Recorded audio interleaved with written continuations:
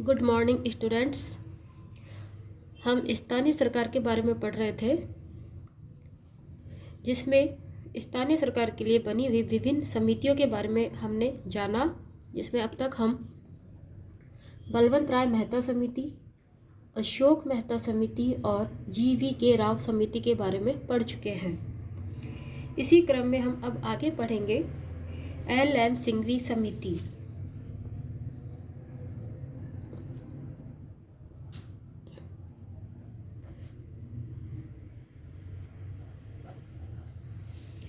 उन्नीस में राजीव गांधी सरकार ने लोकतंत्र व विकास के लिए पंचायती राज संस्थाओं का पुनरुद्धार पर एक अवधारणा पत्र तैयार करने के लिए एक समिति का गठन किया, जिसकी अध्यक्षता LM सिंघवी ने की। LM सिंघवी समिति ने कुछ सिफारिशें दी, जिनमें थी पंचायती राज संस्थाओं को संवैधानिक रूप से मान्यता देने और उनके संरक्षण की आवश्यकता है। इस कार्य के लिए भारत के संविधान में एक नया अध्याय जोड़ा जाए, इससे उनकी पहचान और विश्वसनीयता उल्लंघनीय होने में महत्वपूर्ण मदद मिलेगी। इसमें पंचायती राज विकास के नियमित, स्वतंत्र एवं निष्पक्ष चुनाव कराने के संवैधानिक उपबंध की सलाह भी दी। गांवों के समूह के लिए न्याय पंचायतों की स्थापना की जाए। आगे इसने सिफारिश की कि ग्राम पंचायतों को ज़्यादा व्यवहार बनाने के लिए गांवों का पुनर्गठन किया जाना चाहिए। इसने ग्राम सभा की महत्ता पर भी जोर दिया और इसे प्रत्यक्ष लोकतंत्र की मूर्ति बताया। गांव की पंचायतों को ज़्यादा आर्थिक संसाधन उपलब्ध कराए जाने चाहिए। इस समिति ने कहा, पंचायती राज संस्थाओं के चुनाव, उनके विघटन एवं उनके कार्यों से संबंधित जो भी विवाद उत्पन्न होते हैं, उनके निस्तारण के लिए न्यायिक अधिकरणों की स्थापना की जानी चाहिए। इसके बाद थुंगन समिति बनी।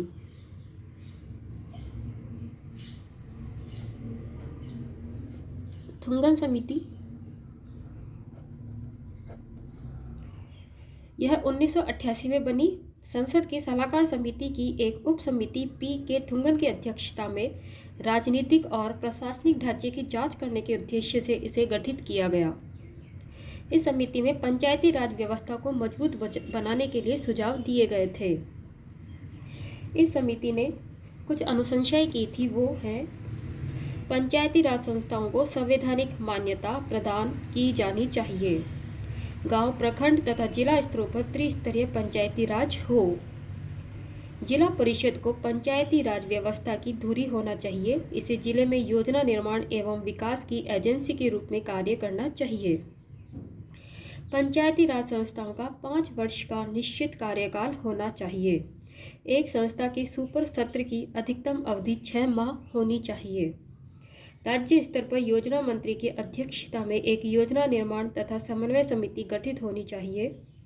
पंचायती राज पर केंद्रित विषयों की एक विस्तृत सूची तैयार करनी चाहिए तथा उसे संविधान में समाहित करना चाहिए। पंचायती राज की 3 स्तरों पर जनसंख्या के हिसाब से आरक्षण होना चाहिए। महिलाओं के लिए भी आरक्षण होना चाहिए। हर राज्य में एक राज्य वित्त आयोग का गठन होना चाहिए। यह आयोग पंचायती राज संस्थाओं को वित्त के वितरण के पात्रता बिंदु तथा विधियां तय करेगा। जिला परिषद का मुख्य कार्यकारी पदाधिकारी जिला का कलेक्टर ही होगा। इसके बाद बनी गाडगिल समिति।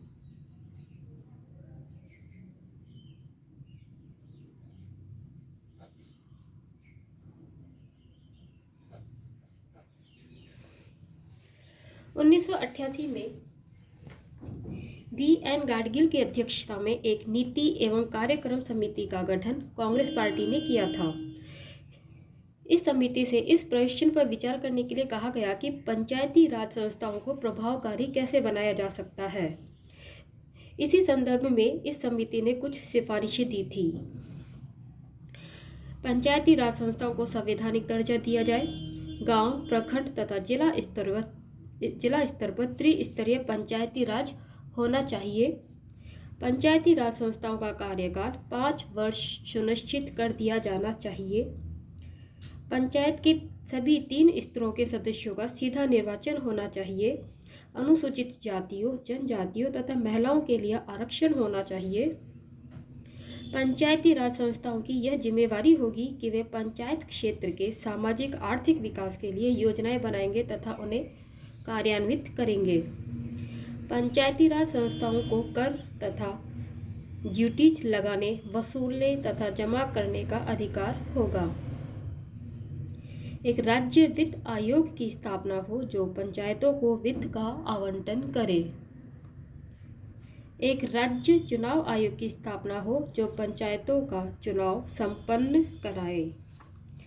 गाडगिल समिति की ये अनुशंसाएं एक संशोधन विधेयक के निर्माण का आधार बनी। इस विधेयक का लक्ष्य था पंचायती राज संस्थाओं को संवैधानिक दर्जा तथा सुरक्षा देना।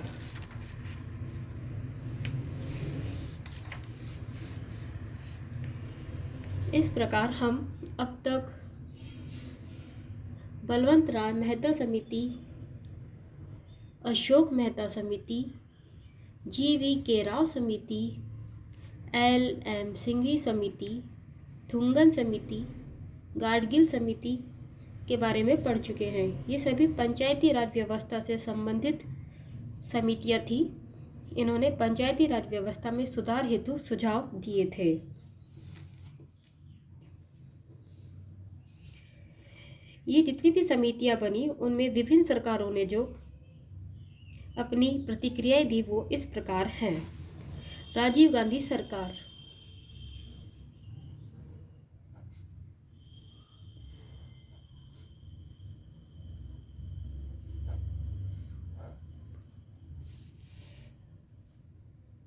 LM सिंघवी समिति की उपरांत अनुशंसाओं पर जो राजीव गांधी की सरकार ने प्रतिक्रियाएं दी वो ऐसी थी कि राजीव गांधी सरकार ने पंचायती राज संस्थाओं के संवैधानिकरण और उन्हें ज़्यादा शक्तिशाली और व्यापक बनाने हेतु जुलाई 1989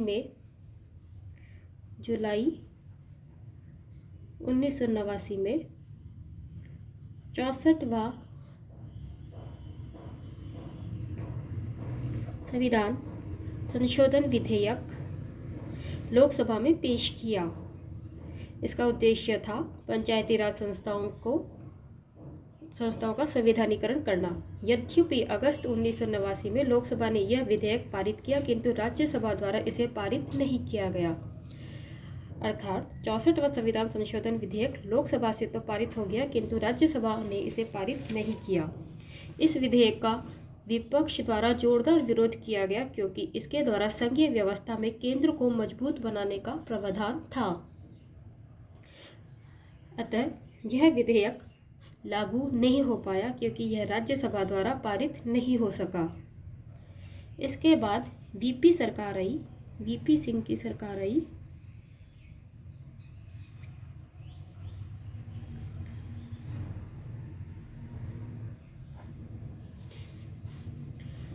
नवंबर 1989 में वीपी सिंह के प्रधानमंत्रित्व में राष्ट्रीय मोर्चा सरकार ने कार्यभार संभाला और शीघ्र ही घोषणा की कि वे पंचायती राज संस्थाओं को मजबूती प्रदान करेंगे।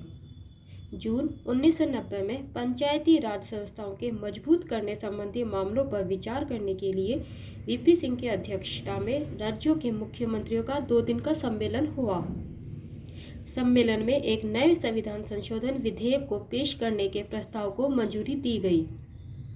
परिणाम स्वरूप सितंबर 1990 में लोकसभा में एक संविधान संशोधन विधेयक प्रस्तुत किया गया, लेकिन सरकार के गिरने के साथ ही यह विधेयक भी समाप्त हो गया। वीपी सिंह सरकार में लोकसभा में संविधान संशोधन विधेयक प्रस्तुत किया गया था जो कि सितंबर 1990 में किया गया, किंतु उसी वक्त वीपी सिंह सरकार समाप्त हो गई, वह गिर गई, जिसके कारण से सरकार गिरने से यह विधेयक भी समाप्त हो गया। पंचायती राज संस्थाओं को मजबूत करने संबंधी वाला यह विधेयक पास नहीं हो सका और यह समाप्त हो गया। फिर आई नरसिम्हा राव समिति, नरसिम्हा राव सरकार।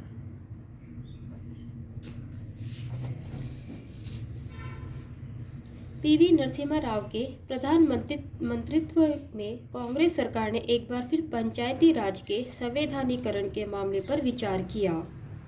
इसने प्रारंभ के विवादास्पद प्रावधानों को हटाकर नया प्रस्ताव रखा और सितंबर 1991 में लोकसभा में एक संविधान संशोधन विधेयक प्रस्तुत किया। अंततः यह विधेयक 73वें संविधान संशोधन विधेयक 1992 73वां संविधान संशोधन विधेयक 1992 के रूप में पारित हुआ और 24 अप्रैल 1993 से यह प्रभाव में आया। अर्थात पंचायती राज संस्थाओं से संबंधित अधिनियम 73वां संविधान संशोधन अधिनियम जिसे कहा जाता है वह 1992 में नरसिम्हा राव सरकार के वक्त पारित हुआ और यह 24 अप्रैल 1993 से प्रभाव में आया। यह स्थानीय सरकार से 73वां संविधान संशोधन विधेयक में पार्ट 2 था। धन्यवाद।